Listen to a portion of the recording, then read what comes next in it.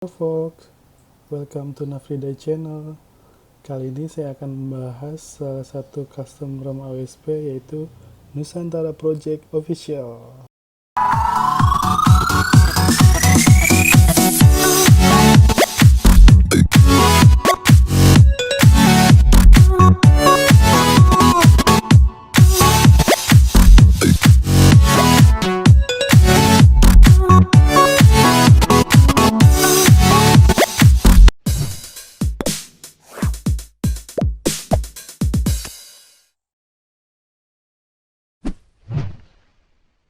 Mungkin bagi sebagian orang udah pada kenal ya custom ROM 1 ini. Kita sebagai orang Indonesia bisa berbangga gitu ya, karena punya custom ROM salah satu ini. Itu lead developernya orang Indo, Harun AR. Tapi kalau untuk di Miatol ini maintainernya itu Edgar Sirulis, nggak tahu orang mana dia. Tapi dia ngebuat build buat Miatol official. Build date-nya tanggal 29 bulan 7 2021 dan ini official versi 3.1. Gimana performa main gamesnya? Let's check it out. Nah, seperti biasa untuk video kali ini kita bagi jadi 4 sesi ya. Pertama kita lihat fitur dan kustomisasinya, lalu lihat kapabilitasnya dia sebagai custom ROM. Kita cek juga RAM manajemennya ketika multitasking seperti apa, dan lihat performa dan kestabilan. Nah, kita lanjut untuk lihat fitur dan kustomisasinya. Dia untuk launchernya udah pakai launcher sendiri ya, namanya Nusantara Launcher.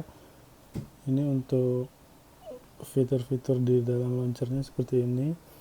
Ada pengaturan icon, dia bisa double tapnya untuk screen off, lalu home screennya kita bisa customisasi, up drawernya juga, dan juga ini bisa head up.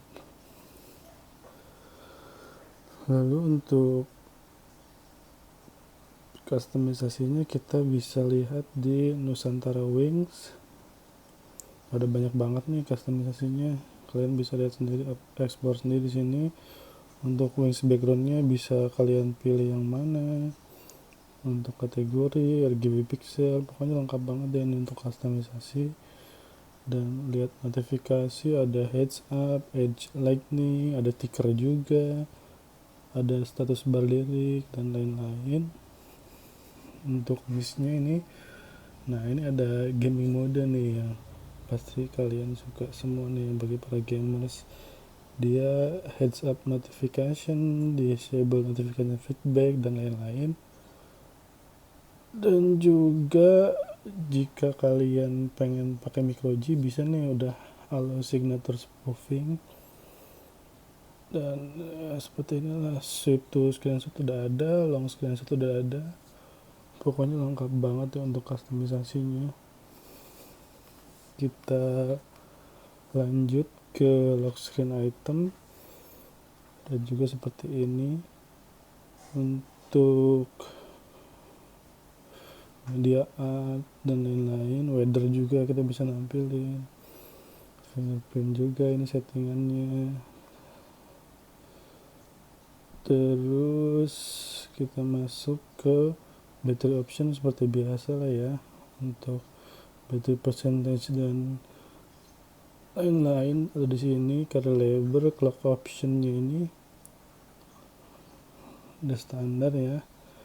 Kan manager juga, quick setting juga, ada traffic indicatornya juga kita ada settingan buttonnya untuk screen off power button dan lain-lain. Dan di navigasi juga ada pulse juga, ada sistem navigasi, long save time out dan lain-lain. Power menu juga kita bisa setting advance reboot, jadi biar bisa langsung ke recovery, bisa ke bootloader dan lain-lain. Oke, selanjutnya kita lihat kapabilitas dia sebagai custom ROM seperti apa.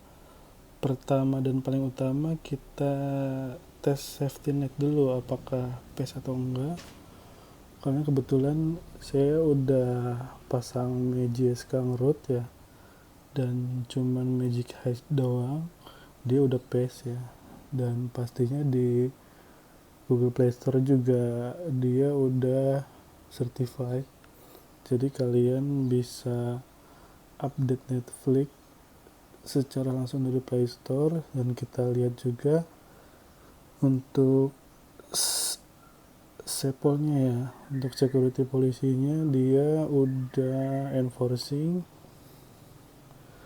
Lalu kita lihat wide fine-nya apakah L1 apa L3. Di sini udah L1 ya, nice. Kita bisa nonton Netflix-nya itu full HD atau masih L3 ya. Beberapa ROM dia di DRM info menunjukkan L1, tapi di Netflix dia masih L3. Apakah seperti itu di ROM ini? Playback spesifikasi L1, kita masih dapat full HD, nice. Lalu kita lihat aux cam-nya, si White Angel sama makronya apakah berjalan di sini. Ini makro juga berjalan. Lalu untuk pengecasan di sini udah bagus banget ya. Untuk si Edgar Cheerlewis, dia maintain battery percentage-nya bagus dia. Nah ini untuk saya ngecas dari 30%, dia stabil suhunya di 36, 37, paling tinggi 37. Kalau di ROM-ROM lain masih banyak yang dia nyentuh 41 derajat bahkan 44 derajat. Lalu untuk battery backup-nya dia seperti ini di Franco Kernel Manager. Idle drain 0,9, active drain 8,4, dan ya cukup baik lah. Saya menggunakan ini baru sekitar 1,5 hari lah. Lalu kita akan membahas RAM manajemennya, apakah untuk multitasking itu bagus atau enggak ya. Pertama kita close-in dulu semua aplikasi yang udah berjalan. Nah lalu kita buka aplikasi yang banyak, berharap ya kita bisa lihat nanti seperti apa responnya, apakah restart atau tidak ya. Safety net, kita lihat Assassin's Creed ini, terus kita masuk Netflix ya.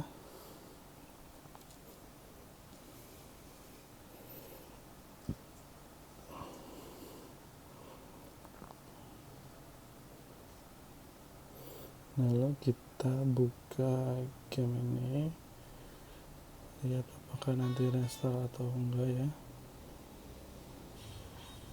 The Seven Deadly Sins ini udah masuk. Lalu kita masuk ke Genshin Impact juga boleh.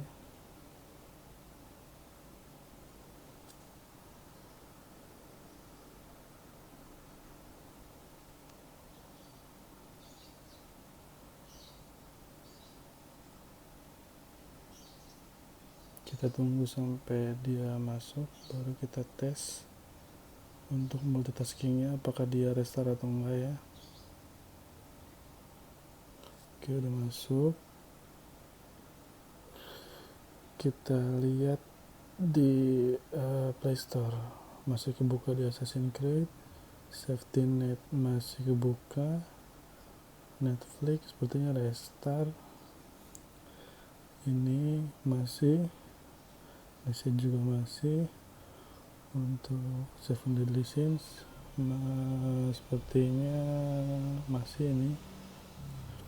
Lalu Genshin Impact masih kebuka cukup baik ya untuk multitaskingnya.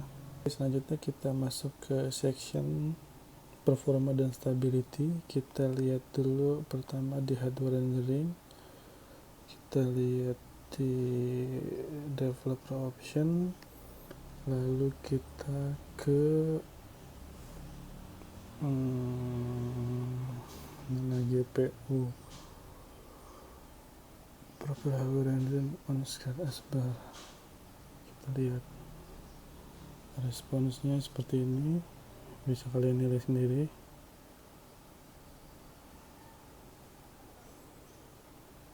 Lalu untuk CPU throttling tadi saya udah ngetes selama 1 menit, dia masih cukup baik ya, kestabilannya masih di atas 80%, dan untuk performanya di minimal 165 gips sama maksimalnya di 194, cukup impresif. Lalu kita lihat Antutunya, tadi juga saya udah melakukan pengetesan, dia dapat nilai segini 341.000. Lalu untuk 3D Mark-nya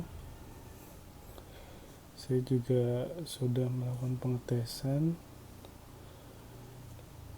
dapat wildlife-nya sebesar 1068, untuk rata-rata FPS-nya 6,4, sedangkan kalau yang slingshot-nya itu dapat 3468 dengan perincian seperti ini. Lalu kita lanjut aja untuk ke pengetesan di gamenya secara langsung. Let's check it out. Ke dalam seksi pengetesan game, kita aktifkan dulu FPS info overlay-nya. Di sini sudah ada, jadi kita bisa melihat FPS secara real time-nya ya. Lalu kita coba Seven Deadly Sins dulu. Oke, loading.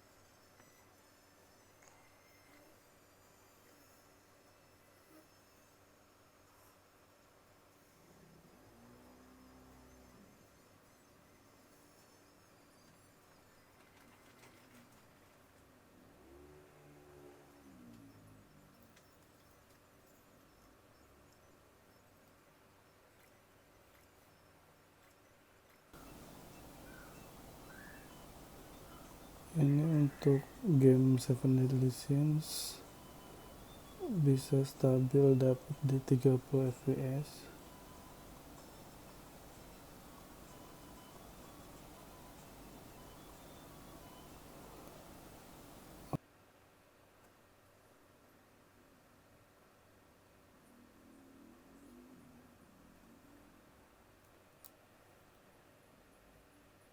Udah lagi. Update 7,5 GB per second.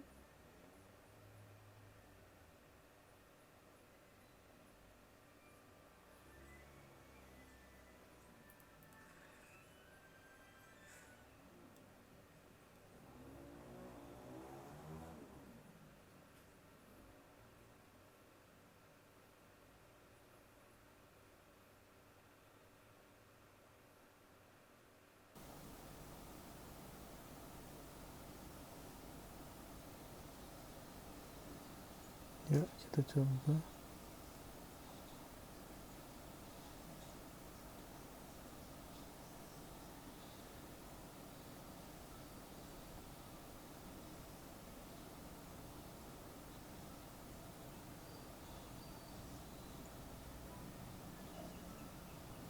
Cukup stabil ya, dapat di sekitar 3536, sekitar segitu.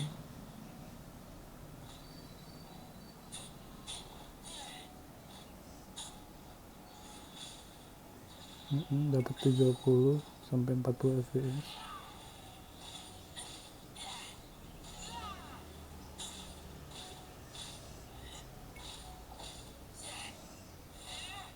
Bisa dilihat sendiri seperti ini kestabilannya,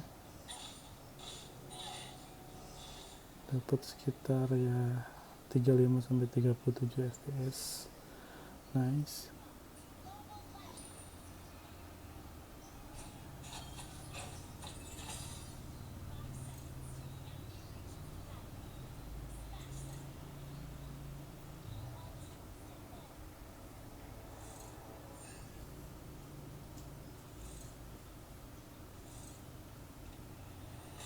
Ini untuk settingannya ultra.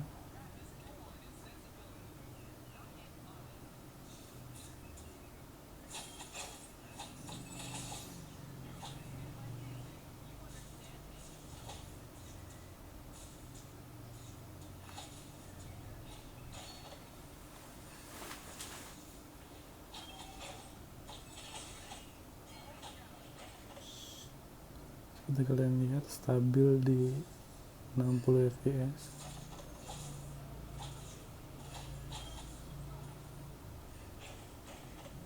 Oke, kita akan lanjut bahas bugs yang terdapat di custom ROM ini.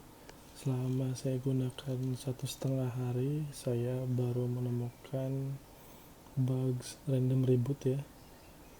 Jadi ketika saya tanya di forum, katanya coba disable double tap to wake, tapi begitu saya disable tetap terjadi random reboot sekali. Itu saja, selainnya ya normal lah, bagus nih. Untuk thermalnya dia bagus banget, nggak nyentuh di angka 40 derajat sama sekali, dia stabil di 37 derajat. Good job. Oke, kita akan masuk ke dalam step installnya. Untuk ROM ini sudah support untuk data partition encryption ya.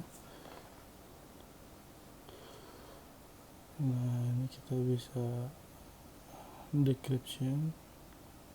Lalu untuk step install custom ROM ini seperti biasa, kita masuk ke wipe Dalvik CC data, kita swipe to wipe. Setelah itu kita install aplikasinya, install custom ROM-nya.